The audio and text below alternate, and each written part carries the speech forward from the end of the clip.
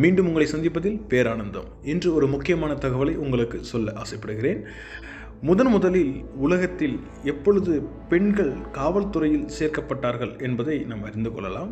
பின்பு இந்தியாவில் அது எப்போது ஆரம்பிக்கப்பட்டது, எந்த மாநிலத்தில் தொடங்கப்பட்டது என்பதையும் தெரிந்து கொள்ளலாம். வாருங்கள்.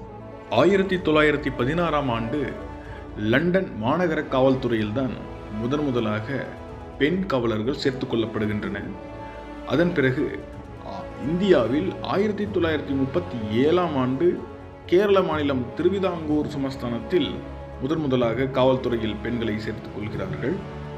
1948ஆம் ஆண்டு டெல்லியில் பெண் உதவி ஆய்வாளர் தலைமையில் பெண்கள் காவலர் பிரிவு ஏற்படுத்தப்படுகிறது. அதன் பிறகு 1973ஆம் ஆண்டு பெண்களையே முழுமையாக கொண்ட காவல் நிலையம் கேரள மாநிலம் கொல்லங்கோட்டில் துவங்கப்படுகிறது. அதே வருடம் 1973ஆம் ஆண்டு ஒரு பெண் உதவி ஆய்வாளர், ஒரு தலைமை காவலர், 20 பெண் காவலர்கள் தமிழ்நாட்டில் பணியமர்த்தப்படுகின்றனர்.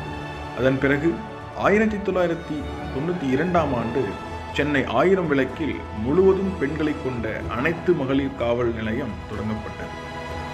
காவல்துறை மட்டுமின்றி அனைத்து துறைகளிலும் பெண்கள் சாதித்துக் கொண்டுதான் இருக்கிறார்கள். அவர்கள் சாதனைகள் மென்மேலும் தொடர வேண்டும் என்று இறைவனை பிரார்த்திப்போம். அவர்களுக்கான கண்ணியத்தையும் மரியாதையும் நாம் கண்டிப்பாக கொடுத்தாக வேண்டும். நன்றி, வணக்கம்.